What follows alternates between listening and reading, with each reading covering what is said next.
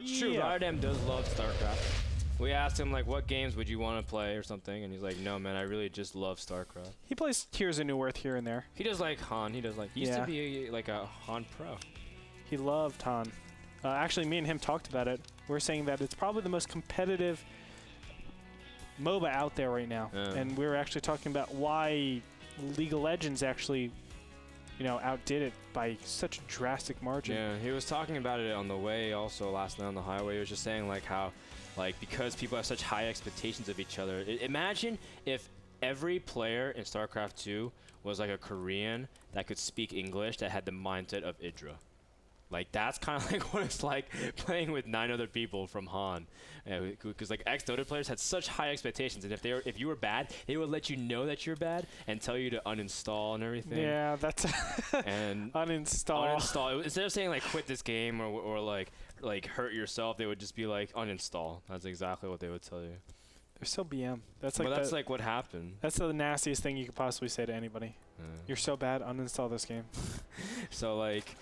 I don't know, but it's. I feel like there's just so much unnecessary rivalry though, because esports is esports, and I think the success of games across platforms is really important. So I'm not here to tell you what game you should like or shouldn't like. But I think you should like this game between Jinro and Sheth. Not saying you know, League of Legends is bad by any means, because I think obviously I've played it a bunch with you guys. It's a lot for me to actually take in, obviously, because there's so many champions. But you know, it's still obviously a really good game, and it's free to play, man. Who doesn't like that? Yeah, it's alright, man. You don't like it free to play? I do like free to play. I don't like buying accounts, multiple accounts, just so I can access different regions. But thankfully, that's not. How many accounts do you have? I have 4 accounts. 4. I have 1 Europe, 2 North American, 1 Korean. Gotcha. Actually, no, I have 3 North Americans. I have 5. Wow. Wow. But let's focus back onto this game. We're talking about games you should like. You should definitely like Jinro versus Sheth. Sheth, of course, going for hatchery first in scouting. Now he's very, very, very safe against any kind of proxy. Look at the path he took to scout. He took the entire left-hand side, making a boomerang in the scouting formation. Just making sure that no proxy racks actually affect them. Yeah, obviously it's actually really good. strong on Ohana. The way the ramp's kind of set up is almost similar to Shakur's, except you have a little bit more room to play with. So like it's really devastating how close that ramp is. Both is to the natural ramp is the main ramp. So it's really important. I think everybody scouts that out. And it's funny when the Terrans do scout that out, every single Zerg's like, or excuse me, when the Zergs do scout it, every Terran is like, hacker. I knew it. Yeah, how did you even do that? How'd you do that? Who does that? Oh my god, if it's not there, you lose so much money. That's at least what I say to myself. Alright. Yeah, I know exactly what you mean, but you can see that immediately Jinro's starting that factory. Now, early game Hellions, even though Queens did get a buff, it still has been a pretty big necessity, at least in terms of controlling early game map presence. So getting out early Hellions is not just bad by any means. Some people completely abandon them, but I still think they have their place. I agree. I think Hellions are probably the most important unit in this early game stage. You need to keep them alive, as they still do provide a lot of coverage against, you know, different types of all-ins and etc. etc. Zergling's going to come in here and try to do a little bit of damage. Nice hold position micro going from the SCVs. If you guys notice, I always talk about this. Your SCVs, they can attack, and then the AI actually focuses the Zerglings on the SCVs, and then you just hold position, and they disengage completely if they're on attack move. It's really, really important that you do that. Jinro accidentally finishing his engineering bay in the bottom left-hand corner. He meant to just obviously stop at 849 HP. Of course, let it go a little bit too far. And it's okay. That's okay. You know, having the engineering bay just stalling the ability to expand from Sheth. But you can see that Jinro already has his backup plan already set in motion. Gonna go for Hellion Banshee. That's pretty much what the standard TVZ is nowadays. And I think my favorite variation is Puma's variation of Hellion Banshee, where he just goes for a lot, but not necessarily to harass, but to contain Zerg a lot. It's just like he bounces back and forth, and instead of using Hellion Banshee to kind of go around and kill drones, but he uses mobility to really confuse Zerg and really limit the ability to spread creep. So I really like that from Puma. Yeah, because a lot of Terrans try to like send their units and they immediately die, and it's like, oh well, that was pointless. It's interesting because I think the counter to Hellion Banshee is exactly what it aims to actually kill, which is creep spread. If you get good creep spread, Roach Spore Crawler should be able to shut this down completely. You just have a Spore Crawler in the middle over here, your Roaches can actually move around, and you're actually in a great position. But getting that position is actually really difficult, especially with all the pressure that can go down, and it can be a very daunting task to actually try to execute that. So we're going to see Jinro obviously try to attempt the denial of creep spread as much as possible. We'll see how successful he is. Nice job over here, taking out a couple creep tumors. Look at this, though. 3rd command center, Frodan. Yeah, that's not too far out of the ordinary, but it does lend itself to some vulnerabilities, and I think because Jinro has already scouted enough of Sheth to realize he's not going to be doing some kind of Roach Bane all-in, then I think he understands that he can be safe for a little bit of time. Sheth is going to start working on this engineering bay. Going to try to be able to expand to that 3rd really soon, but doing a good job at least continuing the creep. Sheth trying to fight with his queens, but doesn't have enough energy for a transfuse. He might lose one of those queens, but could be really valuable. And he does lose one of them, and the Hellions also just managed to back off before the Banshees are able to snipe the queen as well. So this is pretty good control from Jinro thus far. Sheth does lose several units. But at the same time, do you think it was worth losing those Banshees to snipe the queens, Andre? Difficult to say. I think yes overall, because obviously it allows you to be sustainable a little bit later on with this Hellion Hellion Banshee composition. So overall, I will say yes, because now he has to remake queens, and he has to actually focus on injecting and then spreading creep again. Not enough for transfuses, which actually gives you the ability to stabilize. So Jinro is doing everything correct. Jinro's going to scan and take out as many creep tumors as possible. Jinro's starting +1 vehicular weapons, indicating he wants to go for a huge mech play. He has 2 factories, but he doesn't want to get his Hellions surrounded. Immediately trying to kite the Zerglings as fast as he can backwards. Jinro has to be very cautious with these Banshees as well, because he doesn't want to lose them. Keeping them throughout the mid-game is very important, especially if you're denying creep down a certain lane.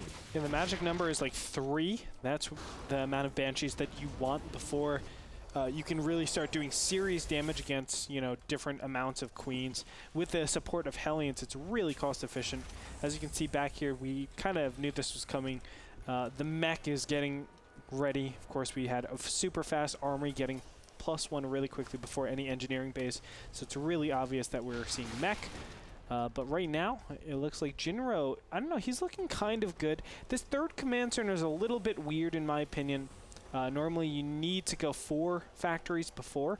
You don't really want to go mech style, because there's a lot of different ways you can abuse this build as Zerg, getting so many drones and really turning up the heat. As you get into that mid-end game stage, you just have a booming economy over your opponent who really cannot keep up to that macro level.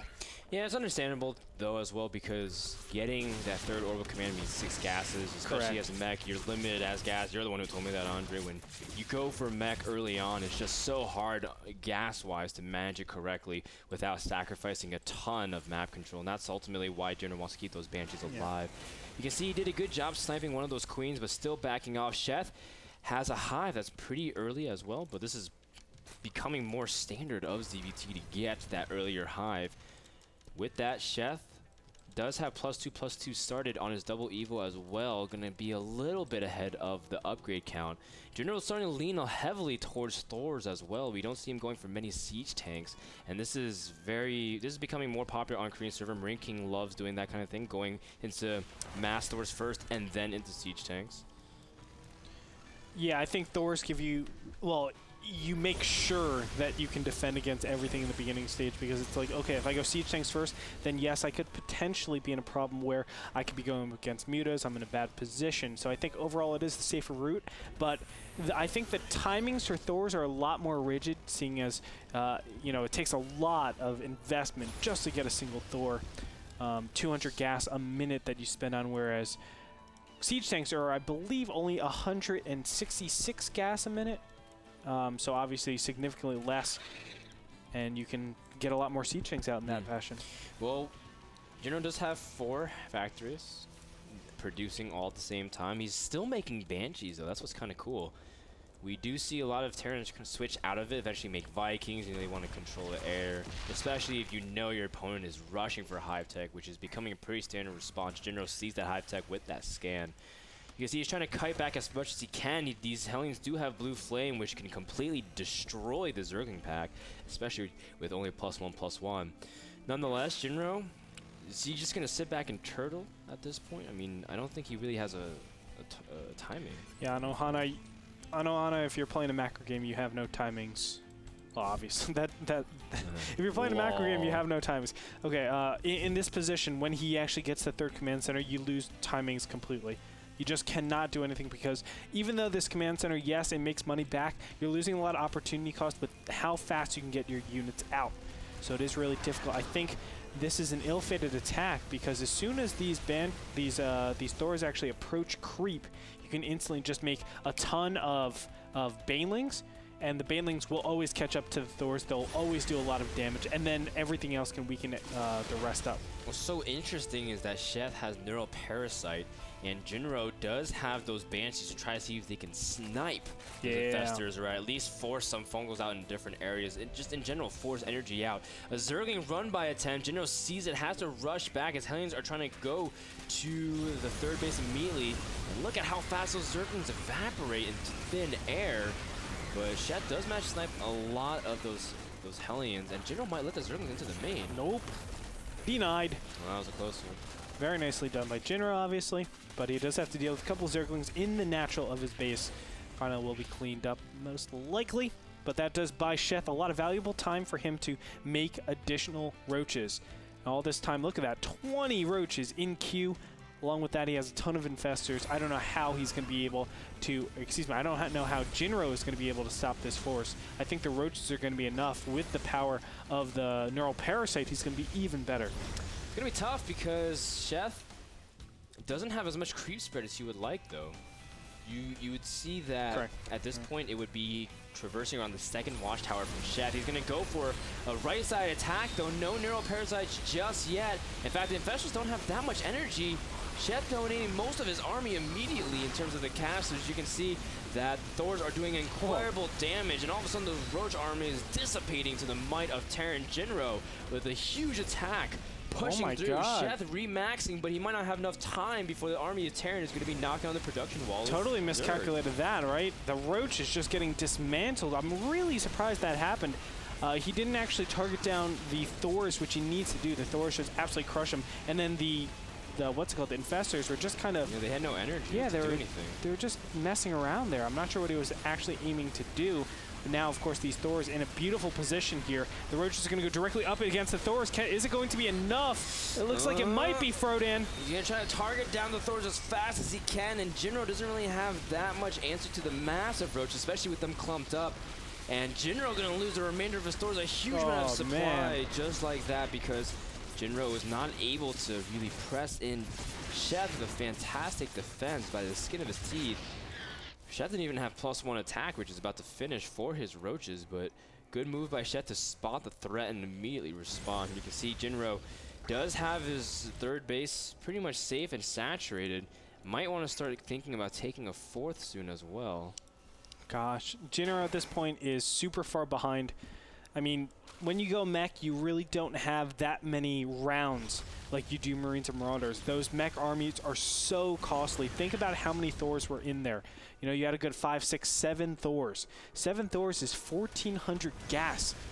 That takes you forever to actually make. Just to get the gas to do that, along with all the upgrades, it's like 4 or 5 minutes with the amount of tech lab factories that he has. Maybe not that much since he has 3 tech labs, but it's still, what is that, 4 rounds? Yeah, it is 4 minutes, excuse me. 4 minutes of your factory production. So he needs another huge round of productions just to get that many that many Thors out. I don't think he'll be able to stop the onslaught of Zerg units.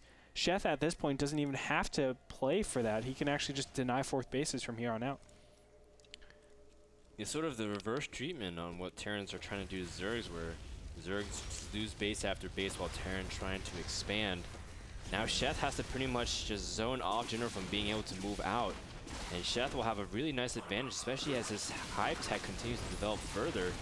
He's going to stay on roaches, though. He is maxed on these roaches. He's going to press in. Jinro only has 4 Thors in position.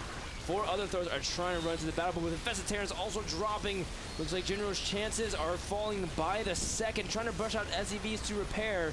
Does manage to stabilize, but again, losing more time because of those Thor counts staying very, very low is really tough on Jinro, just because he can't keep affording these kinds of remaxes. Yeah. And 38 roaches in production. Wow. My God, Sheth is a monster, man. Just making more roaches. And how can Jinro actually expand from here? He's exhausted his main. He's exhausted mostly his natural. So he's down to almost 1 base. This is like 1.5 for another minute, right?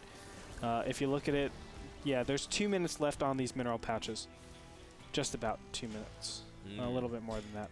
Well, we can see that the siege tank's not in position. Jinro needs to get them sieged up, but there are a lot of infections and roaches, and Jinro losing this army is almost critical blow, just because Jinro has almost no resources left to remake the amount of Thors that they are here. And Jinro losing these Thors is too much of a hit. Now dropping to 113 supply. Sheth still staying extremely high up there with non-stop roaches. Jinro's third is also extremely vulnerable to attack. Jinro, I think, is dead from here. It's unfortunate, but you know, losing those type of battles is not something that you can come back from. You don't want to keep making Thors when your opponent is going roaches. You need those siege tanks in there. A Banshee is going to enter the fray, but you know, siege tanks are the way you actually kill this. GG comes out. Jinro is going to tap out, and Sheth earns himself the first win in this best of 3 series. I thought you were going to say first win ever. I'm like, well, I don't think you're right about that. No, definitely not. All right, so let's break down a couple of moments of that game real quick. The biggest thing is that Jinro moving out, he cleaned up that first wave of units. Should he have backed off? Should he force himself a better position? Should he have... Because a lot of those roaches came from the third. And I imagine if he pushed the third, roaches as they pop out were dropping, so they couldn't mass up. Was that maybe not the good move to move up the natural, or should he just fall back completely? I think you fall back from there because... at that roach count, it's really, really good. If your opponent is forced to remake roaches, think that's all the excess gas that you're normally used to, you know, encountering some sort of muta switch. But you know your opponent is going roach circlings. And then thereafter, you know your opponent doesn't really have the capacity to switch very drastically. Not only that, a lot of time has been given up, so your upgrades are going to come up. So let's say you're 2-0 against mutas. Well, the 2-0 enables you to 2-shot mutas. So now muta play is completely gone from your opponent's army composition. It's completely gone from his repertoire, right? Because they're going to be super unupgraded. So there, you drop back. You know your opponent is remaxing on roaches. You planetary fortress up your third, two command centers, whatever you want to do, and just get siege tanks. Remax in siege tanks, push. Your opponent can never stop you from there. Fair enough. Fair enough. So game number 1 is in the books, and Sheth will take game number 1 on Ohana. That game was brought to you by iBuyPower, the PC company that powers NASL broadcasts with their fantastic pre-assembled PCs. We'll be back after a quick commercial. Don't go anywhere. Game number 2 between Sheth and Jinro will be coming up after these messages.